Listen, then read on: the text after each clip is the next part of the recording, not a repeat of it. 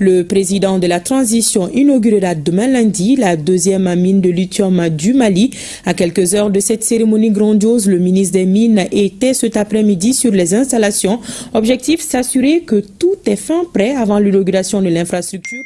Après cette visite sans caméra, le professeur Amadou Keïta s'est confié à nos envoyés spéciaux pour parler des symboles, les avantages de la nouvelle mine ainsi que les innovations du nouveau code minier. La synthèse avec Bourama Traoré, Aruna Diara, Adaman Kamara et Namouri Diabati.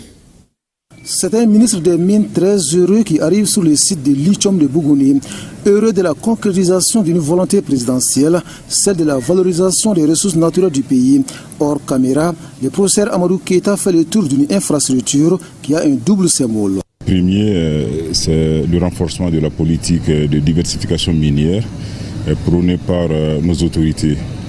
Comme nous le disons depuis quelque temps, ça veut dire que le Mali ne sera plus connu comme un pays seulement producteur d'or, mais aussi comme un grand pays producteur de lithium.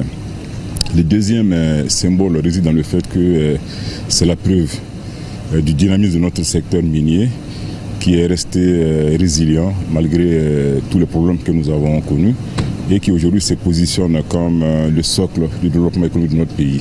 Au-delà de ces symboles, le Mali peut se targuer de disposer de des mines aux impacts économiques énormes, traduisant ainsi dans les faits sa volonté de tourner le dos à certaines aides au goût amer. Aujourd'hui, la mine est à plus de 300 millions d'investissements dans le développement communautaire.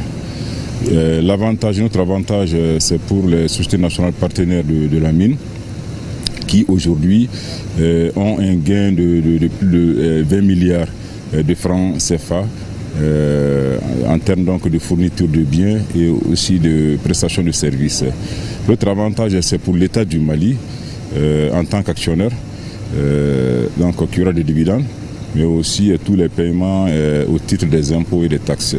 Ces investissements et impacts ne seraient possibles sans l'élaboration et la mise en œuvre d'un nouveau code minier, un texte qui révolutionne le secteur avec ses nombreuses innovations. Autrefois, une mine pouvait produire des minéraux sur un lieu, les transporter sur un autre lieu pour faire le traitement. Aujourd'hui, si vous le faites, vous payez des taxes, disons des redevances pour l'État. Ça aussi, c'est une innovation. En termes d'innovation, il faut citer aussi les 5 fonds miniers qui ont été créés, et donc notamment les fonds pour le développement communautaire, les fonds pour le développement de la recherche, les fonds pour le développement des infrastructures énergétiques et de transport, etc. Donc tout ça, ce sont vraiment des revenus qui vont aller au trésor public et qui vont servir donc au développement de